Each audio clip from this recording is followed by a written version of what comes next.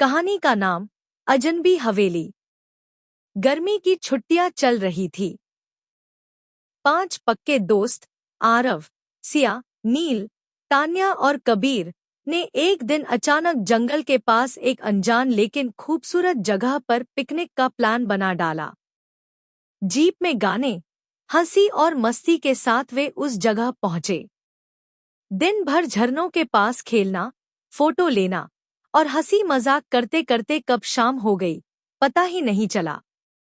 तभी बादल घिर आए और कुछ ही मिनटों में जोरदार बारिश शुरू हो गई।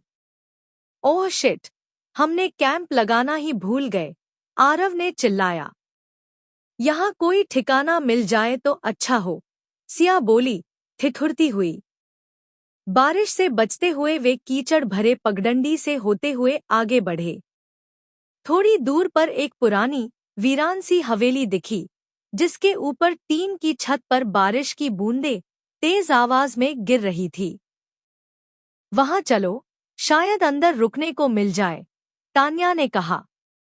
वे लोग हवेली के दरवाजे तक पहुंचे और दस्तक दी। कुछ ही सेकंड में दरवाजा खुद ही चरमराता हुआ खुला।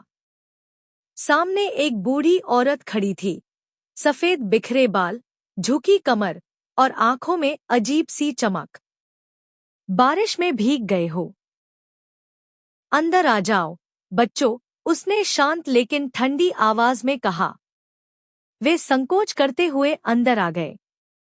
हवेली बाहर से जितनी जर्जर थी, अंदर से उतनी ही साफ सुथरी और व्यवस्थित।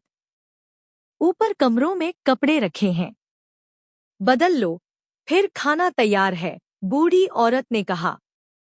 सबने देखा कि ऊपर के कमरों में सचमुच उनके साइज और स्टाइल के बिल्कुल सटीक कपड़े रखे थे।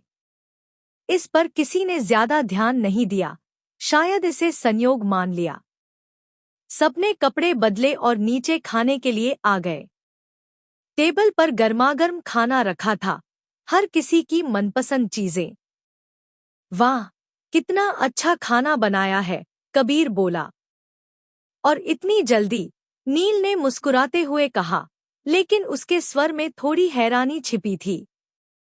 खाना खाते खाते अचानक तान्या की निगाह रसोई की ओर गई और उसका चेहरा थोड़ा गंभीर हो गया।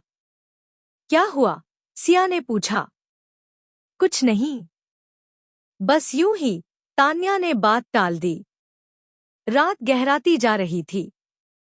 तभी तान्या ने सबको इशारे से बुलाया और धीमे स्वर में बोली, तुम लोगों को कुछ अजीब नहीं लग रहा? क्या मतलब? आरव बोला। हम अचानक बिना बताए यहाँ पहुँचे, और ये औरत पहले से हमारे साइज के कपड़े और हमारी पसंद का खाना कैसे तैयार रख सकती है? सबके चेहरे सख्त हो गए, और एक अकेली बूढ़ी औरत ने इतने सारे व्यंजन, वो भी इतने परफेक्शन से बना डाले, तान्या ने आगे कहा। नील की सांसें तेज हो गई। शायद नहीं, ये सच में कुछ गड़बड़ है। हमें यहाँ से अभी निकलना चाहिए, सिया ने कांपती आवाज में कहा। तभी अचानक हवेली की बत्तियां बंद हो गईं। सब तरफ अंधेरा छा गया। एक खिड़की से बाहर बिजली चमकी, उसके उजाले में वे देख सके कि बूढ़ी औरत दरवाजे के पास खड़ी थी, मुस्कराते हुए। तुम लोग तो हमेशा आने वाले थे, मैंने तुम्हारा इंतजार किया था। उसकी आवाज अब मानो गूंजती नहीं, रेंगती थी। पांचों दोस्त घबराकर एक साथ पीछे हटे। तान्या ने खिड़की खोली और सबको बाहर निकलने को कहा। बमुश्किल वे उस अजीब हवेली से बाहर निकल पाए और तेज बारिश में दौड़ते हुए जंगल से निकल गए। सुबह किसी गांव में पहुंचकर उन्होंने जब यह बात गांव वालों को बताई, तो सबके चेहरे पर दहशत छा गई। उस हवेली में एक बूढ़ा ग्रामीण कांपती आवाज में बोला, वो तो 20 साल पहले जल गई थी। वहां रहने वाली औरत भी उसी में मारी गई थी। कहते हैं वो अब भी हर बरसात में मेहमानों के इंतजार में रहे।